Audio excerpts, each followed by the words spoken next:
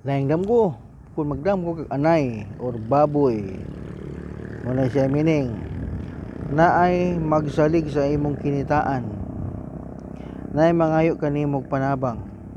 Kung dunay mga baktin ang anay sa imong damgo, dunay mga anak ang taong magsalig kanimo. So manay ba sa anay or baboy. Sunod, angkla. Kung magdamgo kag angkla, napasabot ni nga dunay mutabang kanimo nga wa nimo palandunga, makabaton kag tarong nga mga hinigugma. Ang dalaga nga magdamgo makauyab og taga-barko. Sortiha. So mga dalaga panikamuti nga inyong madamguhan, angkla.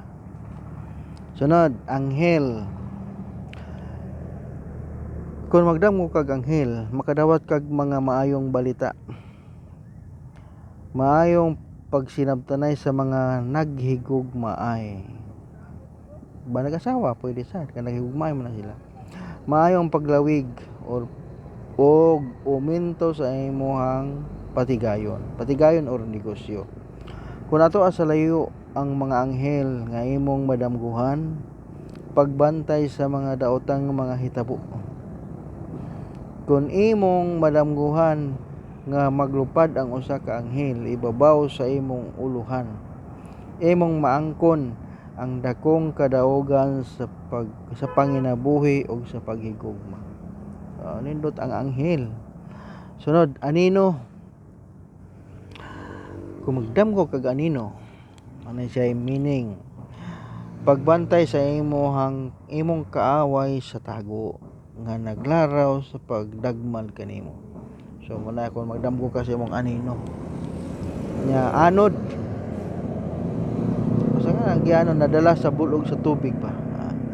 Kung magdamgo kang gianod sa tubig nga tin-aw, makabaton kag maayong panglawas o panginabuhi.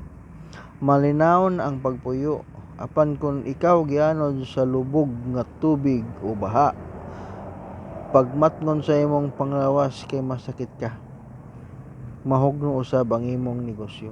So duha ang meaning kung gianod ka sa tubig nga tin-aw or tubig nga lubog. Sunod, anuos. Kaila man tingali tanan og anuos kana bang kung magpasiga kag lamparilya, ang kanang iyang pinakatumoy sa siga kung imo nang ipaduol sa salog or sa dunay maigo niya mo na siya moitom, mo na anuos. Kung magdamgo kag anuos, dili ka buot mobalik sa imong mapait nga kagahapon. Dili ka na buot muhandom sa nangaging mga hitabo.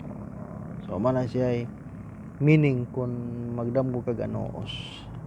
Sunod, antik or antik mang karaan kayo. Mga karaan, mahal ning mga antik. So kung magdamgo kag antik, pasabot ni siya nga malungtaron nga gugma. Bulahan ang usa ka dalaga nga magdamgo sa mga butang nga mga antik. Ay antik nga tao ha. Butang lang. Makabaton og matinud-anon nga hinigugma. Dili ka na matintal bisan og pakit-on pa sa mga paa sa Miss Universe. Wow. Kanindot good kung magdamgo kag antik. Antik nga mga butang ha, dili antik nga tao. Sunod, arko. Kung magdamgo ka sa usa ka arko, nagkahulugan nga purong-purongan o pasidunggan ang nagdamgo. Swerte. Kung ulitaw ang magdamgo sugton sa iyang giulitawhan. Atong paninguhaon nga magdamgo tag arko kada gabi para sureball. Sunod, army. Siyempre sundalo, army, sundalo. Kung magdamgo kag sundalo or army, nagkahulugan kini sa panagbingkil sulod sa pamilya. Dunay panagbingkil sa naghigugmaay. Dunay mga kalisdanan nga moabot apan mulampos da ikaw sa kaulahian. Murag anhing Fernando po igsugod ko latahon pero ikaw man siya na budaog mo na siya kung magdamgo kag army. Sunod artista or katong actress, aktor mo to ni artista. Matod pa kung magdamko kag artista makabaton og kalipay sa paghigugma, kauswagan sa panginabuhi. Pero kung patay na ang artista nga imong madamkuhan, pagbantay sa daotang o maabot. Pareha na gina sa aktor o actress, mo naman artista. Nga sunod, asin. Kung magdamgo kag asin o makakita kag asin sa imong damgo, nagpahulugan kini nga mapurdoy ka sa negosyo. Labi na kung basa ang asin nga imong madamguhan. Unya lain pagid magkabugnaw ang pagbati sa imong hinigugma. Kung bihagon ang manok sa sugarol sa bulangan. Okay lang na, pero paghigugma pagkaluoy pod ni kaya nato ning asin ha.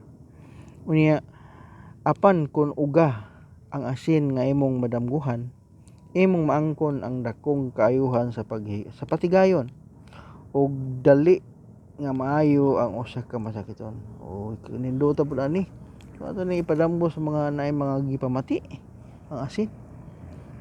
So, dahan salamat. Kung nakauyon ka, subscribe. Kinapay daghang video mo sunod. Pwede po ka mo like. Pwede po nimo i-share.